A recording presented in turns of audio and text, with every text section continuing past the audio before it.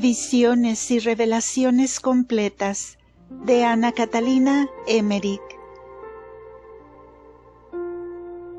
El Relicario de Filotea les presenta el episodio 86. Continúan las bodas de Caná. Los alimentos fueron servidos, pero empezó a faltar el vino.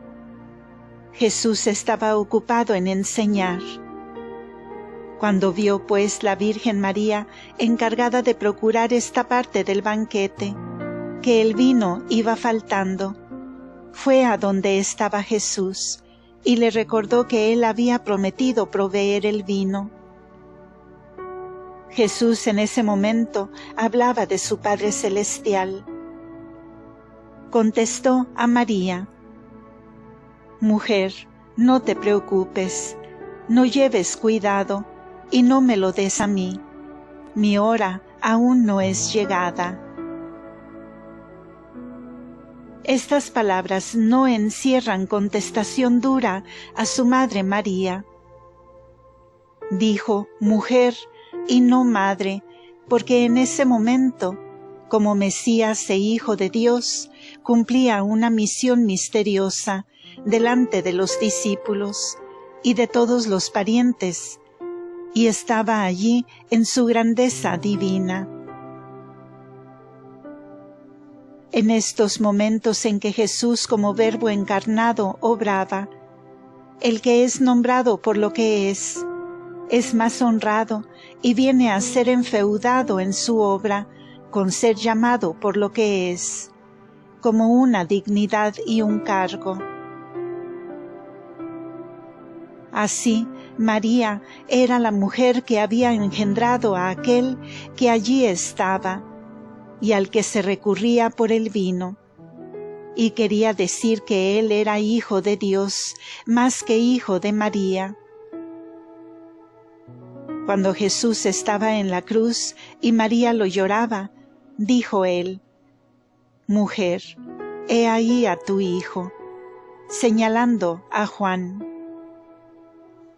Cuando Jesús dijo que él iba a pensar en el vino, María hizo su oficio de mediadora y de intercesora y le recuerda la falta del vino. El vino que él quería dar era más que el vino en sentido natural. Se refería al misterio del vino que él iba a convertir en su sangre. Por eso dijo: Mi hora aún no es llegada. Primero, para dar el vino que he prometido. Segundo, de que cambie el agua en vino. Y tercero, para que cambie el vino en mi sangre. Desde este momento, María ya no se manifestó preocupada por la falta del vino. Había rogado a su hijo y por esto dijo a los criados: Haced todo lo que él os diga. Es lo mismo que cuando la esposa de Cristo, la Iglesia, pide: Señor, tus hijos no tienen vino. Y contesta Jesús a ella: Iglesia, no te preocupes, no pierdas la paz. Mi hora aún no es venida. Como si la Iglesia dijese a sus sacerdotes: Haced todo lo que os dice, pues Él os ha de ayudar. María dijo pues a los servidores que hicieran todo cuanto les dijera Jesús. Después de un momento, mandó Jesús a los servidores que le presentasen los recipientes vacíos. Ellos los trajeron. Eran 3 para el agua y 3 para el vino, y mostraron que estaban vacíos, pues los dieron vuelta sobre una fuente. Jesús les mandó llenar los 6 con agua. Los llevaron enseguida a un pozo que tenían en una especie de sótano, con una pileta de piedra y una bomba. Los recipientes eran grandes y pesados, de barro cocido. Si estaba uno lleno, se necesitaban 2 hombres para llevarlo por las manijas. Tenían varios caños de arriba a abajo tapados con corchos. Cuando el líquido estaba a cierta altura, se abría el otro tapón para aprovechar lo restante. Estos recipientes no eran levantados para vaciarlos, sino solo algo inclinados, puestos sobre un pedestal. El pedido de María lo expuso en voz baja. La respuesta de Jesús fue en voz alta, como también la orden a los sirvientes. Cuando estos recipientes llenos de agua fueron llevados a presencia del maestresala, se levantó Jesús y se dirigió allá. Bendijo los recipientes, y cuando se hubo acomodado de nuevo en su asiento, dijo: «Servid de ellos, y llevad al maestresala un vaso». Cuando pues el maestresala gustó el vino, fuese a donde estaba el novio y le dijo: «Se acostumbra a dar el mejor vino al principio, y cuando los convidados están menos serenos, se les da el inferior, y ahora se da del vino mejor». No sabía él que este vino había sido provisto por Jesús, ni que había tomado a su cargo toda esta segunda parte de la comida. Esto lo sabían solo los de la Sagrada Familia y la familia de los casados. Cuando tomaron del vino, el novio y el padre de la novia quedaron admirados, tanto más que los servidores decían que ellos habían echado solo agua en las vasijas. Después tomaron todos del vino. No se produjo ningún barullo por el prodigio. Solo se notaba una silenciosa admiración en toda la compañía.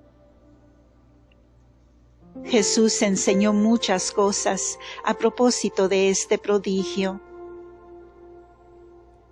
Dijo, entre otras cosas: «El mundo da a sus seguidores primero vino fuerte para emborrachar y privar del sentido, y terminar luego con vino malo. Pero el reino que mi Padre Celestial me da para fundar no es así. Aquí el agua pura se convierte en precioso vino, al modo que la tibieza del espíritu tiene que cambiarse en generosidad y celo ardiente». Habló también de la comida que hizo cuando a los 12 años volvió del templo en compañía de algunos de los presentes, y cómo entonces había hablado de pan y vino, y una comparación sobre bodas donde el agua de la tibieza se cambiaría en vino de entusiasmo y de fervor, y que esto se acababa de cumplir ahora. Luego les dijo que verían aún mayores prodigios. Añadió que celebraría algunas Pascuas, y que en la última de ellas se convertiría el vino en sangre y el pan en carne, y él permanecería con los hombres hasta el último de los días, para consolarlos y animarlos. También les dijo que verían en él cosas que si las dijese ahora no las podían creer. Todas estas cosas no las dijo tan claramente, sino con parábolas veladas que ahora yo no recuerdo, pero el sentido era el que he dicho. Ellos escucharon con admiración y cierta extrañeza. He visto que todos, al gustar el vino, quedaron como cambiados en sus sentimientos, no por la admiración ante el milagro, sino también por efecto del vino mismo, como antes había sucedido con el gusto de las frutas. Recibían una fortaleza interna y un cambio saludable en sus afectos. Todos sus discípulos, sus parientes y todos los presentes estaban convencidos ahora de su poder, de su dignidad y de su misión sobrenatural. Todos creyeron en él, y esta creencia en él se hizo general. Todos se sintieron mejores y unidos los que habían gustado del vino milagroso. Por eso es considerado esta como su primera aparición solemne en su comunidad. Y este fue el primer prodigio y señal que él daba en ella y para ella, para fortificarla en la fe, y por esto se cuenta este prodigio como el primero en su historia. Como la institución de la Eucaristía fue la última para los que ya creían en él.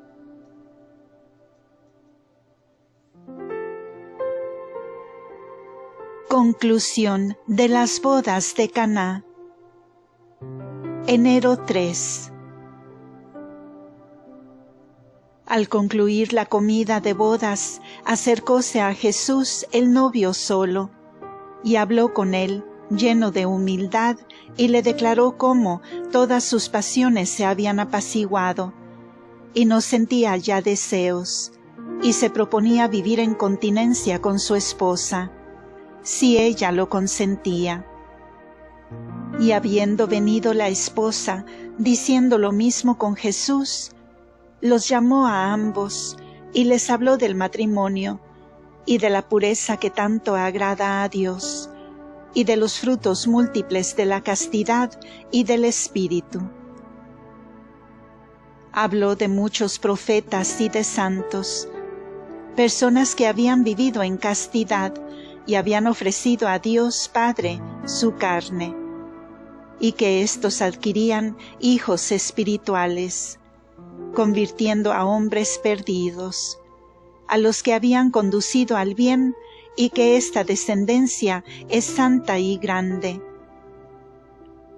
Todo esto lo explicó con parábolas de sembrar y de cosechar. Ellos hicieron entonces un voto de castidad y de vivir como hermanos por el término de 3 años. Se hincaron de rodillas delante del Señor, que los bendijo. En la tarde del 4.º día de las fiestas, fueron conducidos ambos esposos a su casa con una solemne comitiva de invitados. Llevaban una especie de candelabro con luces diversas que formaban una letra. Delante iban niños llevando 2 coronas de flores, una cerrada y otra abierta, y desprendían de ella flores delante de la casa de los esposos. Jesús estaba ya en la casa y los recibió y los bendijo. Los sacerdotes estaban presentes, pero desde que vieron la maravilla en las bodas, se mostraban humildes.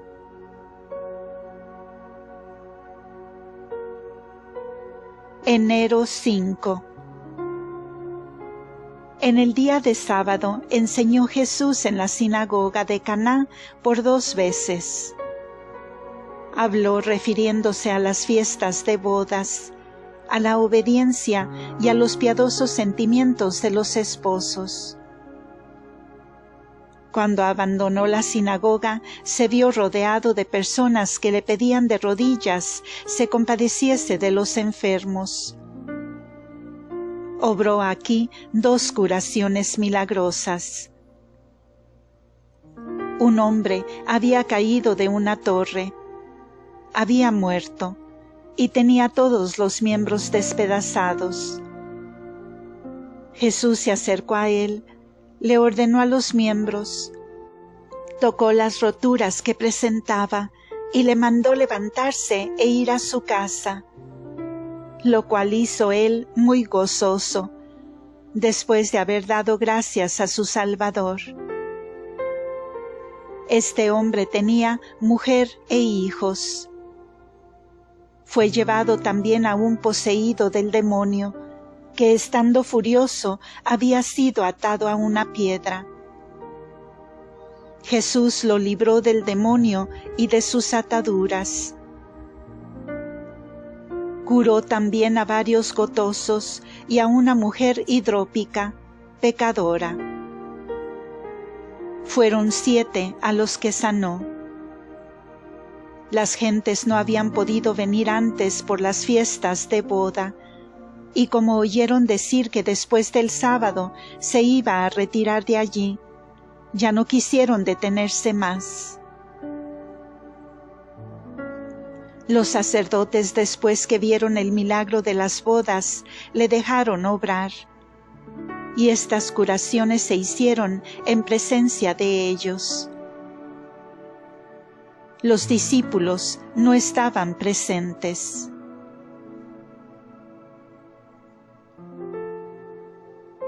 Jesús en Cafarnaúm y en el mar de Genezaret. Después del sábado, fue Jesús con sus discípulos de noche a Cafarnaúm. El esposo de Caná, su padre y otros le acompañaron un trecho de camino. Los pobres del lugar habían recibido mucho en las bodas de Caná. Nada de lo que se presentaba una vez a la mesa se guardaba, sino que iba enseguida a los pobres. He visto que se cocinaba antes del sábado porque venían 2 días de ayuno. Se apagaba todo fuego y las ventanas no absolutamente necesarias eran cerradas. La gente acomodada tiene sitios en el hogar donde conservar los alimentos calientes bajo la ceniza. Estos ayunos los observó Jesús en Cafarnaúm, donde también enseñó en la sinagoga. 2 veces al día le eran traídos los enfermos, a los cuales curaba y consolaba. Los discípulos de Betsaida volvieron a sus casas y en parte volvían. Jesús caminaba por los alrededores y enseñaba. El resto del tiempo lo pasaba con su madre. Andrés, Saturnino, Aram, Temeni y Eustaquio fueron mandados por Jesús a donde había bautizado Juan, en la gran fuente junto al Jordán, para que allí bautizaran. Jesús los acompañó un trozo de camino y se dirigió luego a Betulia, donde enseñó y sanó a los enfermos. De aquí fue caminando 7 u 8 horas en dirección noroeste, de Cafarnaúm hacia Anatón, donde había una colina con sitio para enseñar. La colina tenía una ladera que iba subiendo por espacio de 1 hora. Sobre ella estaba instalado un sitio para enseñar, un asiento de piedra, rodeado de empalizadas, sobre las cuales se podían extender lonas para repararse del sol y de la lluvia. Bajo esta techumbre había una multitud de gentes. Después de cada enseñanza acudían nuevos oyentes. En la ladera de la colina había otras 3 colinas, entre ellas la de las bienaventuranzas. Desde donde Jesús enseñaba ahora se descubría un gran panorama. El mar de Galilea a sus pies y las cercanías de Nazaret. Esta montaña está en parte cultivada y sembrada.